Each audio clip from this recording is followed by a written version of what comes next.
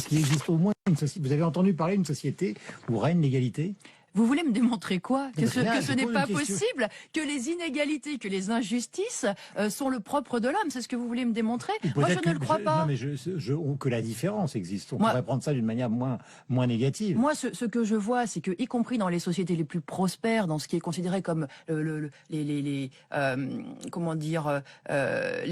phare du capitalisme et de la réussite du capitalisme, les États-Unis, les inégalités sont effroyables. Les injustices sont monnaie courante. Est-ce qu'il n'y avait pas d'inégalité chez les Romains? Est-ce qu'il n'y avait pas d'inégalité chez les Athéniens? Est-ce qu'il n'y avait pas d'inégalité dans Byzance antique?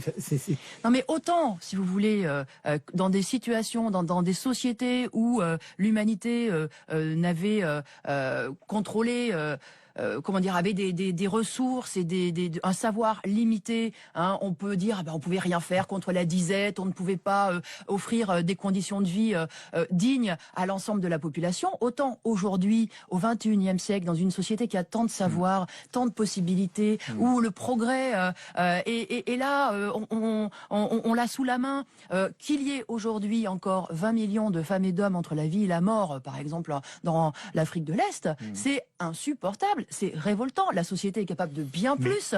Donc, on n'est pas dans la même situation que l'Empire romain. Aujourd'hui, les moyens, y compris pour créer l'abondance, existent. C'est une question que je vous posais à Donc, une femme qui est une intellectuelle et qui connaît l'histoire. Mais voilà, je crois qu'au XXIe siècle, ces inégalités, cette misère, cette précarité à laquelle on condamne, y compris les forces productives, parce que ce sont ceux qui participent à la production, ce sont les ouvriers, ce sont les petites mains, ce sont les employés, n'est absolument pas justifié. C'est une politique, c'est un choix qui est décidé par ceux qui dominent, d'effectivement, ceux qui possèdent les moyens de production, d'accaparer les richesses, de s'enrichir en appauvrissant une partie de la population. Donc moi, ces choix-là, et c'est une question de politique, d'engagement, il faut le combattre.